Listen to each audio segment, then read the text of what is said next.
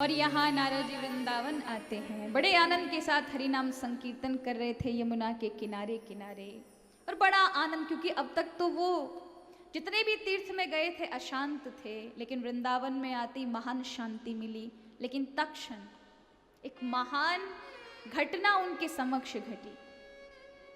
और मैं ये कहूँगी ये घटना इसलिए घटी कि स्वयं ठाकुर जी को एक बड़ा महान ग्रंथ इस भूमि पर लाना था, इसलिए ऐसा हुआ। उस ग्रंथ का चमत्कार क्या है, उस ग्रंथ का प्रभाव क्या है, ये बताना था समग्र विश्व को, प्रत्येक मानव जाति को। तो उसी समय नारद जी बड़े आनंद के साथ भजन कर रहे थे कि अचानक रोने की आवाज आने लगी। कोई स्त्री बहुत तेज दहाड़े मार मार कर रो रही है और उसकी चित्कार कानों में पड़ी, मानो भजन से ध्यान छूट गया। नारद जी का नयास वहां ध्यान गया, स्त्री कौन है, क्योंकि संत हैं और संत को किसी स्त्री की आवाज पर ऐसे रोक। स्त्री बहुत सारी देखी वहां पर कि एक स्त्री रो रही है और बहुत सारी स्त्रियां उसको घेरे हुए है।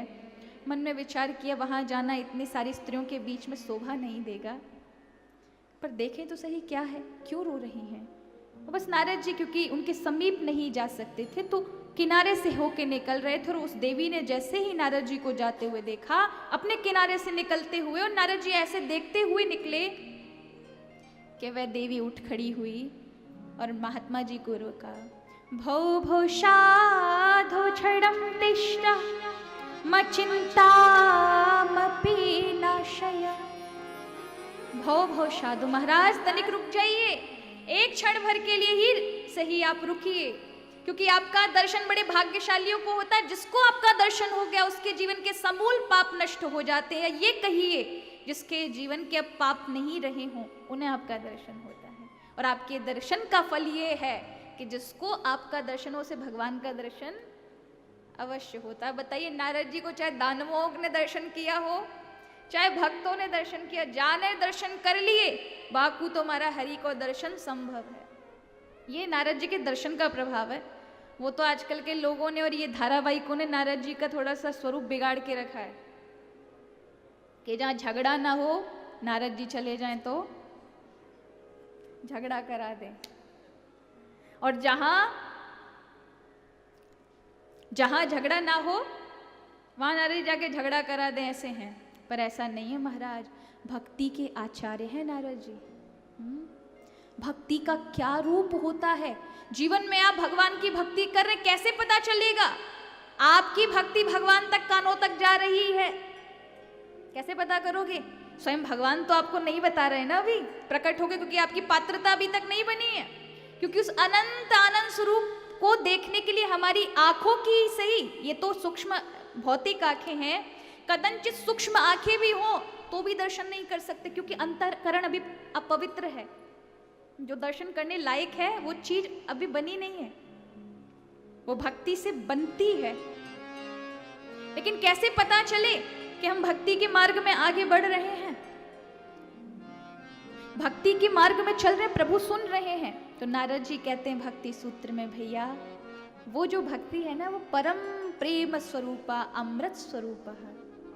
वो भक्ति जो है ना वो परम प्रेम स्वरूप है। जब जीवन में आती है तो भक्त को जैसे किसी को भोजन करा दो, भूखे मनुष्य को भोजन करा दो, और वो भूखा मनुष्य आपके समक्ष आकर कहे भोजन कराने से पूर्व मुझे बहुत तेज भूख लग रही है, और आप में से कोई कह दे कि भैया दिखाओ भूख कितनी लगी, 1 किलो 2 किलो 5 किलो, भूख का दर्शन कराओ, उतनी कैपेसिटी का क्षमता वाला भोजन देंगे, जितनी भूख उतना भोजन।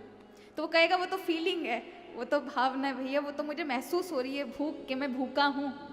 अब ये थोड़ी ना है कि पेट एकदम पिचक के पीठ पर चिपक जाएगा अगर भूखा मनुष्य होगा, और खाने के बाद इतना लंबा हो जाएगा, ऐसा नहीं है। पेट से आप किसी का आंकलन नहीं कर सकते कि भूखा है। किससे करोगे? उसकी भावनाओं से। उसकी भावनाओं से तो लगेगा ना भूखा है, लेकिन जैसे उसको भोजन करा दिया तो तृप्त हो जाएगा। अब ये नहीं है कि अभी उसका पेट ऐसा दिख रहा था और हमारा इतना लंबा हो गया खाने पीने के बाद, ऐसा नहीं होता है। अंदर ही तृप्ति हो जाती है कि बस कह दिया महापूरन, तृप्त हो गए। अब वो अलग बात है कि कुछ लोग खाते हैं तो कुंभकर्णों की तरह खाते हैं महाराज, वो विरले ही होते हैं, बस पूछो ही मत। एक हमारे यहाँ थे महाराज, हम कथा करने गए तो हमारे जो जजमान थे वो उन्होंने बेचारों ने लड्डू बनवाए थे अगले दिन के लिए लोगों के लिए। तो उन्होंने जो भोजन होता है सांझ के समय सुबह का प्रसादी में, तो उन्होंने लड्डू उन सब के लिए जो जितने आए थे उन सब के लिए, और अगले दिन भंडारे के लिए बने थे। पर वो व्यक्ति महाराज ऐसा खाने वाला, पहले 10 खा लिए तो पेट नहीं भरो, फिर 10 खा लिए, 50-60 लड्डू एक बार में खा गया, फिर भी कह रहा था मुझे तो कुछ मिला ही नहीं है, हम तो कछु खायो ही ना है। ऐसे एक कथा बड़ी रोचक आती है, मैं कभी कभी कहती हूँ। हमारे मथुरा में विश्राम घाट में चौबे जी रहते हैं ना, चतुर्वेदी, हमारे आनंद भैया भी चतुर्वेदी जी हैं, जिनको 4 वेदों पर अधिकार है, ऐसे ब्राह्मण। और हमारे यहाँ के गुसाई या चतुर्वेदी चौबे जी बड़े दिव्य हैं। ब्रजवासियों को महाराज ठाकुर जी ने जितनो धन धन ब्रजवासी जिनके संग खेलो अविनाशी, जिनके साथ भगवान ने कुला मंडी खाई है महाराज, ठाकुर जी घुटवन घुटवन जिनके संग खेले हैं, ऐसे ब्रजवासी और ब्रजवासिन को वंश धन्य है। तो वहां पर क्योंकि आप जाते विश्राम घाट पे बहुत सारे चौबे जी महाराज आपको मिलेंगे, और जब अगर आप जाओ तो अवश्य संकल्प करा के आना चाहिए। यमुना मैया पर अगर आपको कहीं गोवर्धन में राधा कुंड में मिल जाएं ब्राह्मण देवता ब्रजवासी तो अवश्य कराना चाहिए ना, वो उनका अधिकार होता है। जैसे आप किसी मंत्री से मिलने जाओ, प्रधानमंत्री से मिलने जाओ, तो आपको पहले मगवा के आगे पिए ते मिलना पड़ेगा। तो ऐसा ही है, भगवान के पार्षद हैं, तो जो भी कुछ होता है, अब वो उनकी अलग विषय है कि वो डांटें डपटें आपको और ज़्यादा उलानो ले ले किले में, वो अलग विषय, उसमें थोड़ा सा भी मन में किंचित असंतोष नहीं पैदा करना चाहिए। जो तो ये तो ऐसे है महाराज, इन ब्रजवासी ने तो स्वयं ठाकुर जी पे अधिकार जमाई लियो। भगवान का एक सखा था जिसका नाम था तोक कृष्ण, क्या नाम था, उसको बंसी अच्छी बजानी आती थी। एक दिन बंसी बजा रहा, और अब ठाकुर जी की तो लीला है, प्रभु को क्या बजाना नहीं आता, सबसे बड़े संगीत शास्त्री, सबसे बड़े नृत्य करता, नाचे तो ऐसे कोई तो धरती पर नाचे महाराज, वो कालिया के फन पे नहीं, स्वयं नटराज भगवान शिव में मोहित हो गए। ये कौन कौन से नृत्य के सुंदर सुंदर आकार प्रभु ने बनाए हैं, अलग अलग अभिनय, जो शारदा और बृहस्पति आदि की स्वयं भगवान शिव की बुद्धि चकरा गई। ऐसा वेश, ऐसा नृत्य, उनको तो सब आता है, लेकिन फिर भी तो कृष्ण के पास गए, भैया मोकू तू बंसी बनाए सिखा दे। तो कृष्ण के लाला देख, तो को अगर बंसी सीखनी है तो मेरे पर तरह तरह की बांसुरी तेरे कार्य बना रखी है, देख। और अपने झोला में ते निकाल के खूब सारी बंसी दिखाई। ठाकुर जी तो भक्त के भावुक है महाराज, कहने लगे अरे तोक भाई तू मोकू भी बंसी बनाना सिखा। तो कृष्ण ने कही लाला जरूर मैं बंसी बजावो सिखाऊंगा, लेकिन तोकू मेरो चेला बनना पड़ेगा। क्या कहा, अब जे छोट ठहरे तो कृष्ण ग्वारिया, और स्वयं ठाकुर जी हमारा वृष्णि वंश के थे, तो ठाकुर जी ने कहा ठीक है मैं तेरो आज से चेला, तू मेरो गुरु। बोले ऐसे थोड़ी ना, गुरु जी के पाम पूजे जा, मैं चरण धोए जा, मैं इनको वस्त्र फल सब दक्षिणा दान की जावे। फिर तो ठाकुर जी भगे भगे गए, घर से गंगा जल लाए, पात्र लाए, खूब बढ़िया कपड़ा लाए, बाकी काजे फल लेके आए। तो कृष्ण ऊपर पहाड़ की सबसे ऊंची चट्टान पे बैठ गो, ठाकुर जी नीचे वाके पाम धो रहे हैं, चंदन लगा रहे हैं, पुष्प आदि अर्पण के माला पहनाई, वाकू वस्त्र दिए और वाकू फल आदि दिए, तब आने बंसी बजावे के कछु गुण सिखाए। इतने में भगवान का एक दूसरा सखा था जो पंडित थे, मधुमंगल जी, बिन्ने देखे महाराज अच्छा जे तेरो गुरु है, हम तो ते बात नहीं करेंगे, हमें भी तू अपनो गुरु बना। तो सारे जितने ब्रज सखाए महाराज सब अपनी एक एक चट्टान पे बैठ गए और सब ठाकुर जी से कहे कि तू हमारो चेला बन, जाको चेला बनो तो तू हमारो ही बनेगो। सवन के ठाकुर जी चेला बन गए महाराज, सवन को पूजो कि कोई नाराज न है जाए ना। तो इसलिए कहते हैं जो सन्यासी हैं उनके गुरु भले ही कोई बड़ा सन्यासी हो, पर सन्यासी को गुरु अविनाशी और अविनाशी को गुरु ब्रजवासी। सन्यासी को गुरु अविनाशी स्वयं प्रभु, और प्रभु को गुरु ब्रजवासी। तो ऐसो भाव है महाराज यहाँ ब्रज को। तो यहाँ माँ भक्ति महारानी रोक लेती हैं। नारद जी पूछते हैं देवी तुम कौन हो? तो वो स्त्री कहती है अहम भक्ति रीति ख्याता इमो मैं तनयो मतयो ज्ञान वैराग्य नामानु काल योगे न जर्जरो। महाराज मेरा नाम भक्ति है। ये जो मेरे समक्ष बूढ़े वृद्ध लेटे हुए हैं इनके कारण मैं दुखी हूं, ये मेरे पुत्र हैं। अब जो स्त्री थी जो रो रही थी, जिसने नारद जी को रोका, उसकी गोदी में दो बूढ़े पुरुष लेटे हुए थे जिनके बाल पके हुए थे, शरीर जर्जर, बुढ़ापा छा रहा है, उठ नहीं रहे हैं, बेहोशी की हालत में पड़े हैं। बार बार वह स्त्री उनको उठाती है पर वो उठ नहीं पाते। तो नारद जी ने कहा देवी तुम कौन हो? तो उन्होंने परिचय दिया महाराज मैं वही हूं जिस पर प्रभु रीझ करके व्यक्ति को पात्र बनाते हैं, उसके जीवन में आ जाते हैं। मेरे बिना भगवान किसी को प्राप्त नहीं होते, मैं भक्ति हूं। ये जो दो मेरे समक्ष लेटे हुए ये मेरे पुत्र हैं। नारद जी को बड़ा आश्चर्य हुआ, देखो भक्ति महारानी जो माँ है वो जवान है, पुत्र बूढ़े हो गए। तब नारद जी को समझने में देर नहीं लगी, कलयुग का प्रभाव है कि इस ब्रज धाम में आते ही लोग भक्ति पर तो विशेष ध्यान रखते हैं, जीवन में भाव तो है, पर ज्ञान वैराग्य को कोई जीवन में लाना नहीं चाहता है। बिना ज्ञान के भक्ति करोगे तो भगवान की महिमा समझ नहीं आएगी। भक्ति में भी ज्ञान का होना बहुत आवश्यक है। आप जिसका भजन कर रहे हैं आपको पता होना चाहिए वो कौन है, फिर भले उनके उस प्रभाव को भूल जाइए। ऐसा नहीं कि गोपी अगर भगवान को डांटती है, उंगली दिखाती है या मक्खन में से चींटियां बिनवाती है तो वाको पता नहीं है कि ये भगवान है। ऐसा नहीं, उसे सब पता है। गोपी गीत में कहती है अंतरात्मद्रक, आप सबकी आत्मा में निवास करने वाले जगदीश्वर हैं, मैं आपको जानती हूं। पर जानना बहुत आवश्यक है, नहीं तो अपराध कर बैठोगे। कई बार लोग कहते हैं सबरी के बेर सुदामा के तंदुल, जब सबरी के झूठे बेर खा लिए तो हमारे क्यों नहीं खा सकते? तो अपनों झूठो ठाकुर जी के समक्ष बिठाए के खा रहे हैं महाराज, ये अपराध नहीं है? आप सबरी हो गए क्या महाराज? आप सबरी हो गए? सबरी की श्रेष्ठता और आपकी श्रेष्ठ में लाख गुना का अंतर है। वो योगिनी तपस्विनी है, भगवत भक्ता है।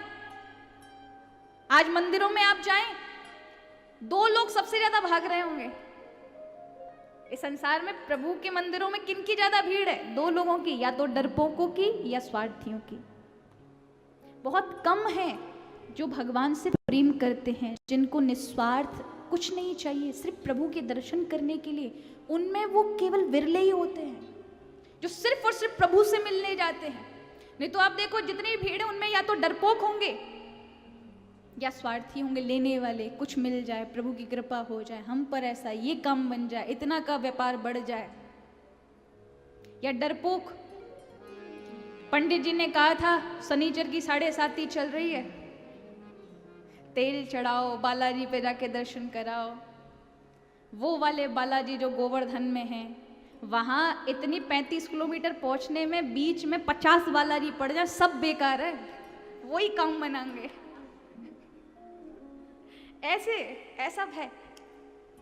अरे बालाजी तो सब जगह एक से है ना, हनुमान जी एक जैसे हैं, पर इतना डर नहीं। वो कह दिया वो संकट मोचन बालाजी, तो उस रास्ते तक पहुंचने 1-1.5 घंटा में बीच में 50 बालाजी सड़क किनारे मिल जाएं, पर सब बेकार है, काम तो वही बनाएंगे हमारे। ऐसा डर। लोग भीड़ की भीड़ लग रही है, सरसों को तेल 1-1 किलो लगाए कि महाराज शनिचर भगवान पे चढ़ाए जा रहे हैं। चढ़ाना बुरा नहीं है, चढ़ाए। वो 1 किलो की जगह अगर आप अपना छाया दान करके कुछ अंश प्रभु शनिचर पे चढ़ा कर किसी ऐसे दुखी आत्मा को दे दोगे जिसको भोजन की आवश्यकता है ना, तो उससे आपके समग्र जीवन के भाग्य भी बदल जाते हैं। लोगों की भावना तो देखो, गिरिराज जी जाएंगे, देखो बहुत लोग गुस्सा हो जाएंगे, पर मेरा ऐसा भाव है, गिरिराज जी जाएंगे, गिरिराज जी में फिर बहुत सारा दूध ले लेंगे और दूध बहता हुआ जा रहा है महाराज, पामन में लोट पड़ रहे लोगन की, और लोग 21-21 किलोमीटर की परिक्रमा दूध से दे रहे हैं। हमने अपनी माता जी को, तुम्हारी माता जी में डांट रही थी, अरे ऐसे नहीं बोलते हैं, वो तो लोगों की मन्नतें होती हैं। मैंने कहा मैया, एक गैया ने अपने बछड़ा को दूध ना ही दियो, बाकू ना ही पिलायो, उसका बछड़ा बिना पिए रह गया, उस दूध की क्या कीमत होती है जो स्वयं भगवान ने जिन गायों को पाला है। उन गौ माता का दुग्ध को हमें ऐसे, गिरिराज जी की प्रसन्नता किसमें है? आप गिरिराज जी को भोग लगाओ और उसका प्रसाद आप लोगों में वितरण करो, वो नाली में ना बहे। अब आप देखिए, हम जब परिक्रमा करने गए तो नालियों में से दूध की सड़ान की बदबू आ रही थी। रतन है, आप चढ़ाएं, अच्छी बात है, लेकिन व्यवस्था ऐसी होनी चाहिए कि किसी के मुख में वो पड़े, किसी के मुख में पड़ना चाहिए। भाव से चढ़ाओ, अच्छी बात है। हमारे यहाँ वृंदावन में भी रंगजी पे दुग्ध चढ़ाया जाता है हर शुक्रवार को, रंगजी के अंदर। अब चढ़ता है कि नहीं चढ़ता, पूर्व में जब बहुत छोटे थे बालपन में तो हमने देखा था, यहाँ परंपरा है कि रंगजी पर दुग्ध अभिषेक होता है हर शुक्रवार को। तो वो लोग क्या करते हैं, दुग्ध को एकत्र कर लेते हैं स्नान कराने के उपरांत और उसको फिर बांट देते हैं लोगों में ना। तो उस समय महाराज प्रसाद लेवे का ब्रजवासी महाराज 10-10 लीटर 5-5 लीटर दूध लेके आते एक बार में। ऐसा प्रसाद ये होना चाहिए। आप 10-10 लीटर ना तो कम से कम 1-1 गिलास सबको मिलना चाहिए। बड़े भाव से पिलाओ। लोग 10-10 लीटर 20-20 लीटर उड़ेल देते हैं। अभिषेक होना चाहिए, अच्छी बात है किसी एक समय पर, लेकिन वो दुग्ध बर्बाद ना हो। वो गिरिराज जी जो तुम 20 लीटर चढ़ाओगे वो आधा लीटर में भी प्रसन्न हो जाएंगे। चढ़ाने के लिए मना नहीं है, मैं कभी मना नहीं कर रही, चढ़ाए मत, मात्रा थोड़ा सा ध्यान रखें कि वो प्रसाद बिगड़ना नहीं चाहिए। वो भगवान पे चढ़ गया तो वो हमें सबको प्राप्त होना चाहिए। अब कई ऐसे भक्त हैं जो हमारा गिरिराज जी पे 56 भोग लगवाते हैं, तो गिरिराज जी पे लगवाएंगे 56 भोग, वो सबको प्रसाद जो भी जाएगा वो सबको मिलेगा, खुद भी लेंगे। एक 56 भोग वो बंदरों के लिए कराते हैं, गैयाओं के लिए कराते हैं। उनकी तो पार्टी विचारों की मनती नहीं है महाराज, उनको कौन देता है? तो महाराज उस 56 भोग से जहां स्वयं ब्रजवासी बानर जिनको भगवान ने अपनो अधिकार दे के खिलायो है, माखन में भी मरखान भोक्षान भगवान ने बंदरों को भी खिलाया है, बूढ़े बड़ों को खिलाया है। तो वहां उनके भक्त अगर ऐसा ना करें तो फिर काहे की भक्ति महाराज। तो यहां भक्ति का अर्थ है भावना, और बिना ज्ञान के भक्ति सार्थक नहीं होगी, बिना ज्ञान के नहीं टिक सकती। ज्ञान का होना बहुत आवश्यक है। इसलिए कई बार लोग अपराध कर देते। हमने कई बार ऐसा करते हुए लोगों को देखा और टोका। अपना भोजन का पानी प्रसादी पा रहे हैं, उठाया उसी पानी से ठाकुर जी को भी छींटे मार दिए। अब जब पूछा तो विदुरानी के केले खाए, सबरी के बेर खाए, तो हमारे तो प्रभु हमारे बालक हैं, अच्छी बात है, लेकिन आप ऐसा नहीं कह सकते कि आपके अंदर उतना प्रेम है। सबरी की बराबरी आप कैसे कर सकते? आखिर है तो भगवान। आप अंदर क्या हैं वो आप अपने कमरे तक सीमित हैं, आपका प्रेम होना चाहिए गुप्त रूप में। बाहर आप मर्यादा का, नियम का पालन करना ही चाहिए कि आप ठाकुर जी के साथ किस तरह का व्यवहार कर रहे हैं। बालक हैं, अच्छी बात है, लेकिन ये ना भूलें वो जगत नियंता भी हैं। आप करेमती बाई का कहते हैं कि करेमती बाई दातून करते समय खिचड़ी जब बनाती थी तो उसी दातुन की नीचे वाली नोक से घुमा देती थी, बिना नहाए धोए बनाती थी। साधु महात्माएं उन्होंने देखा, क्योंकि भगवान, उनका नाम करमती बाई नहीं था, कर्माबाई नहीं था, उनका नाम तो कुछ और था, लेकिन भगवान जगन्नाथ जी बार बार नन्हे बालक के रूप में आते और माँ से बोलते थे कर माँ, मतलब कुछ बना खिला, ऐसा कुछ कर। तो कर और माँ, कर माँ, उसका आंचल पकड़ कर चिल्लाते थे कि मुझे कुछ खिला, मुझे कुछ खिला, भूख लग रही है। तो लोगों ने उसको कर्मा ही समझ लिया, तो कर्मा भाई। साधु ने देखा, उन्होंने कहा इसके तो साक्षात जगन्नाथ जी भोग लगाते हैं। तो उन्होंने आकर नियम बता दिए, देख वो भगवान के जगत नियंता हैं, उनको अपवित्र में नहीं साफ सुथरे में खिलाना। तो ठाकुर जी ने उनकी साफ सुथरी चीज नहीं ली, क्योंकि ने बहुत देर हो गई, साफ सफाई बनाते बनाते 12 बजे ठाकुर जी आए, भोजन में देर हो गई ठाकुर जी को, बस हाथ में खिचड़ी और मुंह तक पहुंची ही थी, तब तक घंटा बज गया, मंदिर का जाना पड़ा। तब पुजारियों ने देखा भगवान तो पहले से भोग लगा कर आ रहे, पूछा कहाँ से लगा कर आए हो?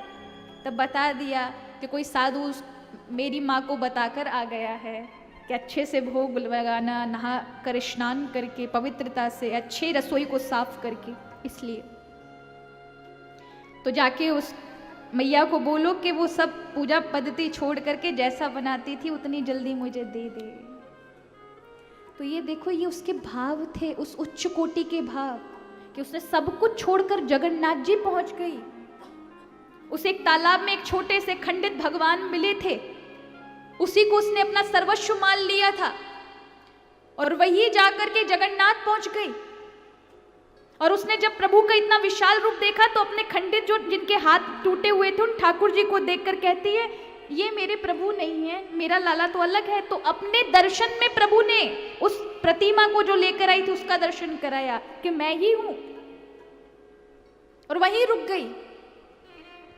प्रभु को लाल स्वरूप में देखती थी, खुद नहीं खाती थी, उसे चिंता थी कि मेरे लाल जी आने, जिसको साक्षात भगवान आकर के दर्शन देके मांगते, वो साधारण है